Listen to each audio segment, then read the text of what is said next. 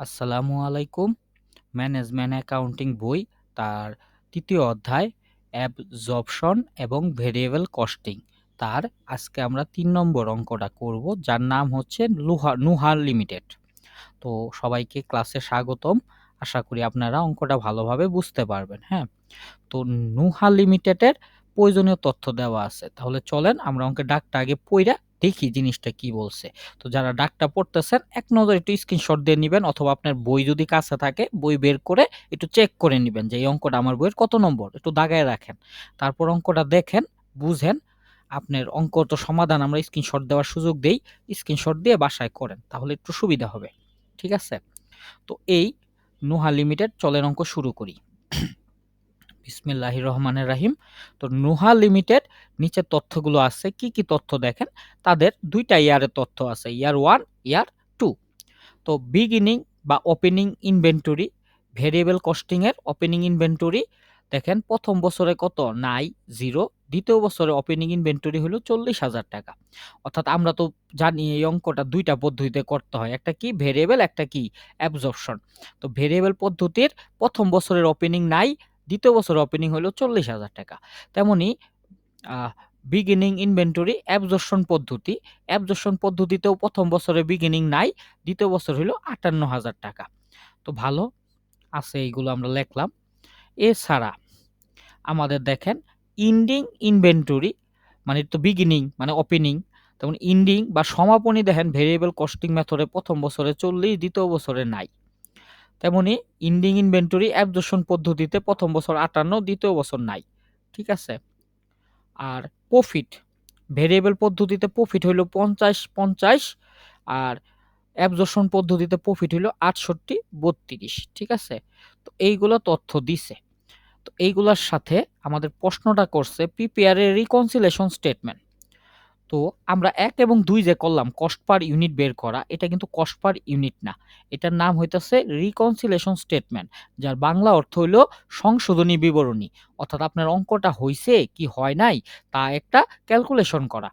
ঠিক আছে?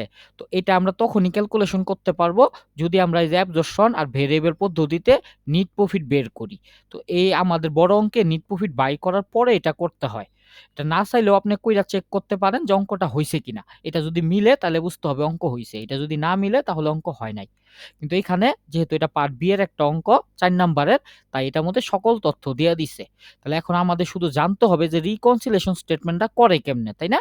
তো এই যে দেখেন আমাদের যে শীটটা ছিল, শীটের ইটা বের করছি। তো এই যে দেখেন আমাদের প্রমাণের জন্য আপনাকে একটা শীট করতে হবে, নাম হচ্ছে রিকনসিলেশন স্টেটমেন্ট। তো রিকনসিলেশন স্টেটমেন্ট যারা দেখতেছেন একটু স্ক্রিনশট দিয়ে নিতে পারেন, অথবা আপনার শীটটা, নমুনা যে শীটটা আছে শীটটা ফটো করে নিতে পারেন পরে। তো আশা করি স্ক্রিনশট দিচ্ছেন। রিকনসিলেশন স্টেটমেন্ট কেমনে করবেন, যদি ১ বছরের হয় তাহলে টাকা টাকা একটা ঘর করছি। তো এখানে আপনি প্রথমে লিখবেন চেঞ্জ ইনকাম, অর্থাৎ প্রথম বছরে যে ইনকাম আছে ইনকামের চেঞ্জ দেখাবো। মানে ২টা তো আমাদের পদ্ধতি, ২টা পদ্ধতির ইনকাম বাই করে একটা থেকে একটা বিয়োগ করব। এটার নামই হলো চেঞ্জ ইনকাম। ঠিক আছে? আর দেখেন আপনি এটা মানে মুখস্থ করা, প্রথমে লিখবেন চেঞ্জ ইনকাম। তো এখানে চেঞ্জ ইনকাম দেখেন অ্যাবজর্পশনের যে টাকাটা, নিট ইনকামের টাকাটা ওইটা আগে লিখবেন। আর ডাইরেক্ট কস্টিং নিট ইনকামের টাকা ডাইরেক্ট, বা ওই যে আ ভেরিয়েবল যেটাই হোক, ডাইরেক্ট কস্টিং আরেকটার নাম হচ্ছে ভেরিয়েবল কস্টিং। তো এটার টাকাটা পরে দিবেন। এখন প্রশ্ন হইতে পারে, স্যার আমি যদি উল্টা করি, মানে ডাইরেক্টের টাকাটা আগে লিখি আর অ্যাবজর্পশনের টাকাটা পরে লিখি, তো এই জিনিসটা কখনোই করা যাবে না। হ্যাঁ? সবসময় আপনি মনে রাখবেন অ্যাবজর্পশন কস্টিং আগে লিখতে হবে, তারপর ডাইরেক্ট কস্টিং। তাহলে ইনকাম, অ্যাবজর্পশন ইনকাম থেকে ডাইরেক্ট ইনকাম বাদ দিয়ে যেটা হবে ওটা দ্বিতীয় ঘরে নিয়ে গেলাম আমরা।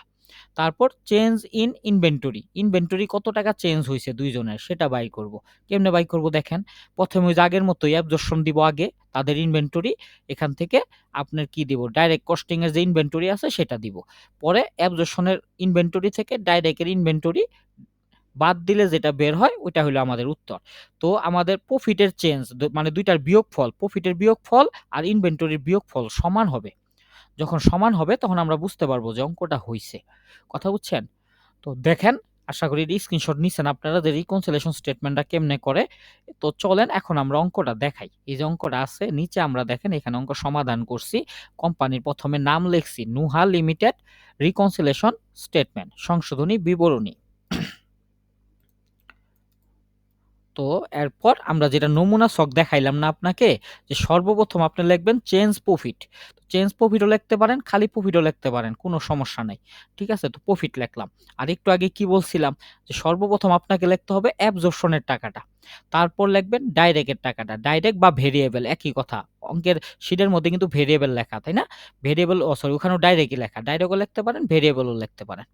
তো অ্যাবজর্পশনের প্রফিট কত দেখেন তো, এই যে প্রফিট সরি এই যে নিচে আছে প্রফিট অ্যাবজর্পশন প্রথম বছরে ৬৮,০০০, এই যে লিখছি ৬৮,০০০। ওকে, প্রফিট ৬৮,০০০ টাকা। এরপর দ্বিতীয় বছরে কত, ৩২,০০০ টাকা। এই যে দ্বিতীয় বছর লিখলাম ৩২,০০০ টাকা। এরপর দিব ভেরিয়েবল বা ডাইরেক্ট। দেখেন এখানে লেখা ভেরিয়েবল, আমি এখানে কি দিছি ডাইরেক্ট। তা আপনি যে কোনটা লিখতে পারেন, কোনো সমস্যা নাই, কেউ নাম্বার কাটবে না।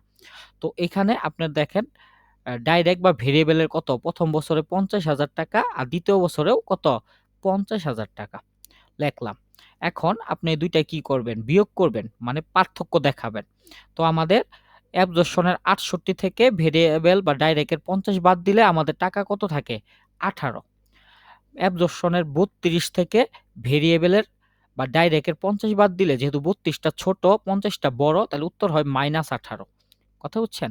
তো আমরা বলতে পারি স্যার এখানে তো আপনি যে নমুনা ছকটা দেখাইলেন, দেখি নমুনা ছকটা পাই কিনা। হ্যাঁ, নমুনা ছকটা দেখাইলেন। প্রথম ঘরে বিয়োগ কইরা কিন্তু আপনি দ্বিতীয় ঘরে নিছেন।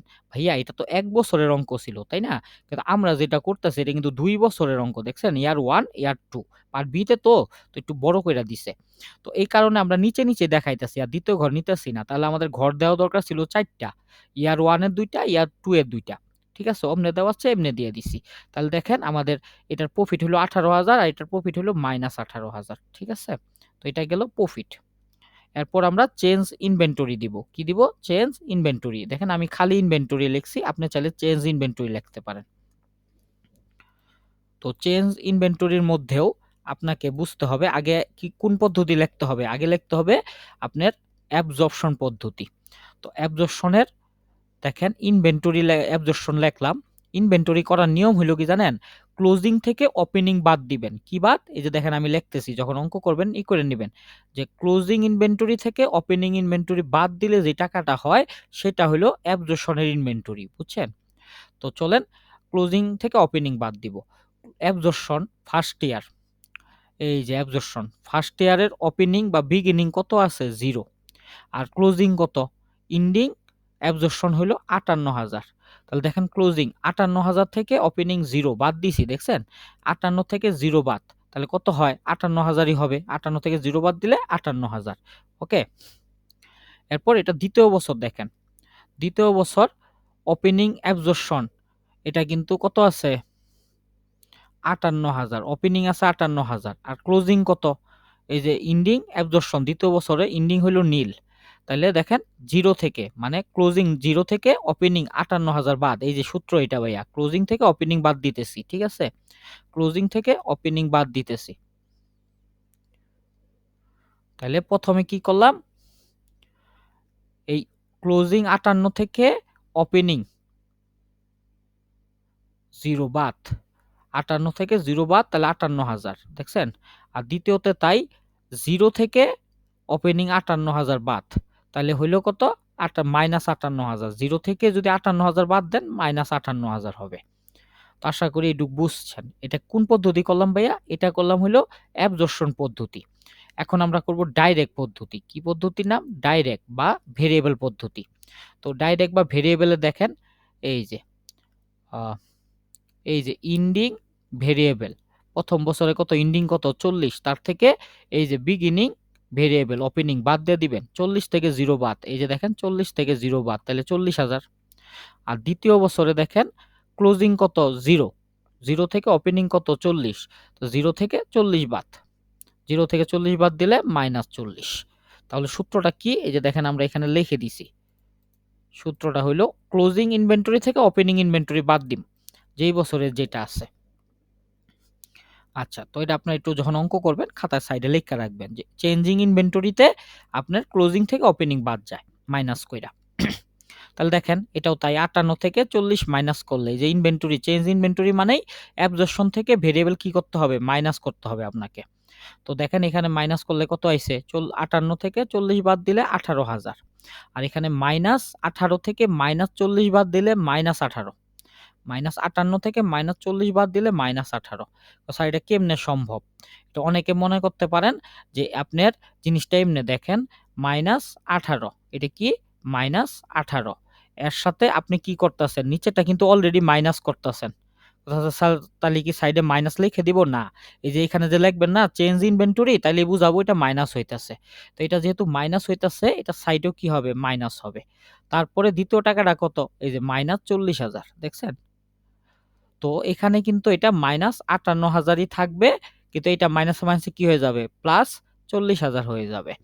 তো হলে কি হইলো কাহিনীটা দেখেন তো মাইনাস ৫৮ থেকে প্লাস ৪০ গেলে মাইনাস ১৮ দেখছেন এই যে এটা মাইনাস ১৮।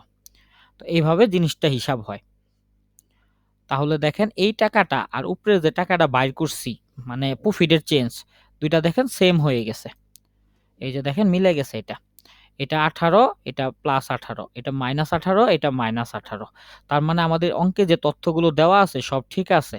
অথবা এই তথ্যগুলো যদি আমরা বড় অঙ্ক কইরা বের করতাম তাহলে সব তথ্য সঠিক আছে। ভুল থাকলে অঙ্ক মিলতো না, হ্যাঁ?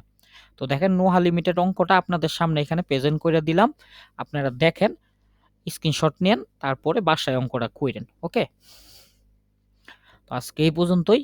সবাই ভালো থাকবেন। সবাই স্ক্রিনশট দিয়ে নেন এটা।